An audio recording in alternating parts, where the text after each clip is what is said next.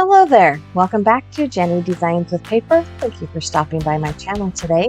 I'm working in my art journal, so get comfy and let's get crafty. I'm working with the Artsytrio August 2022 mood board.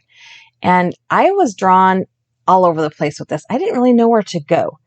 But I did notice that repetitive geometric pattern. The color palette's repetitive, but I was really drawn to the pagoda in the bottom left-hand corner. And then I remembered this stamperia paper pad I had, and so that is where I went. I'm working with one of the images from the Oriental Garden 8x8 paper pad from Stamperia.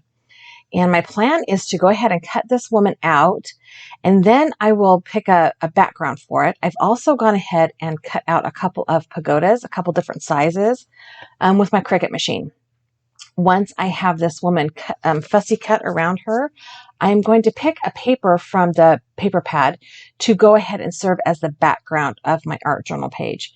So I'm going to speed through this and use my sharp scissors, my pointy scissors.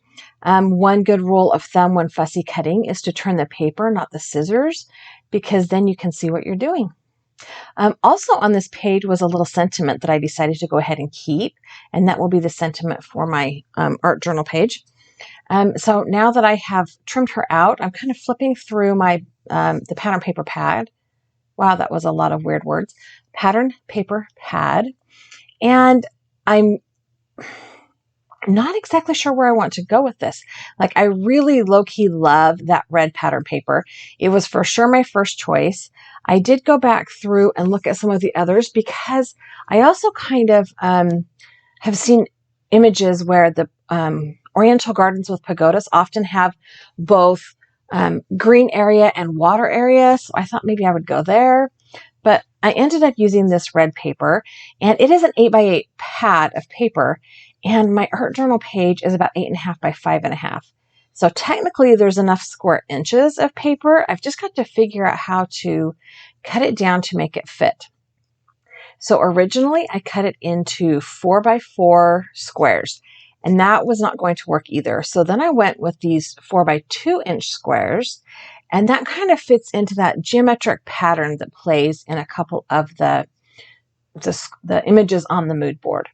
I did decide to go ahead and ink up the edges of these pieces of pattern paper. I am using archival jet black ink. That is because it kind of pulls the black characters, the letter characters in the background paper. It kind of pulls them to the front. It also hides the white core of the cardstock and kind of makes it appear more intentional. It pulls that graphic look to the forefront instead of pushing it back. I also went around my lady that I have fussy cut out and ink blended her cut edges as well.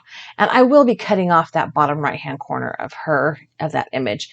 I am going to go ahead and add a layer of matte gel medium to my art journal page. And then I'm going to go ahead and start the grid. Now, these overlap just in middle, or just a little bit, words hard, which is why I put the middle piece on last.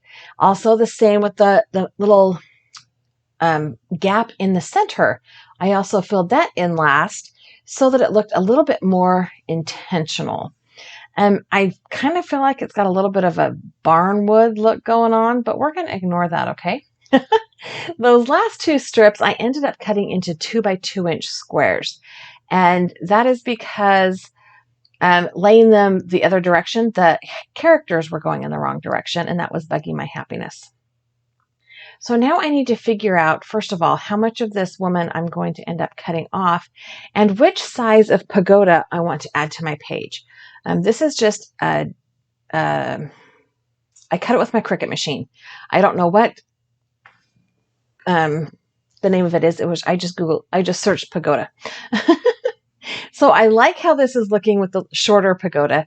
There is a little bit of space on that bottom left-hand corner. I'm not sure what to do with. My original intention was to put that sentiment strip right on the center of the pagoda. Yeah, I didn't do that, spoiler alert. But I'm going to go ahead and add some gel medium to the backs of these images and the top and heat set that super fast. Once this is dried, I can flip it over and trim the edges off. I do not want to trim it before it's dried because then the edges could peel a little bit, and I definitely don't want that. I am going to ink blend the edges with the ink that is just remaining in my blending tool. I'm not going to re-ink it. That's just to kind of fix whatever edges I may have trimmed off.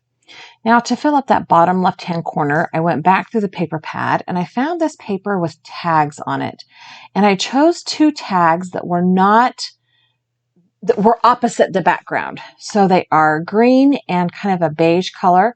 They both have a little bit of red on the bottom, and I'm just going to go ahead and trim that off because I do want them to stand out, not blend in. One tag has a little kitty cat on it, and one tag has a little teapot on it. I am going to ink blend the edges of these tags. And then I decided that this is where I was going to put my sentiment strip as well.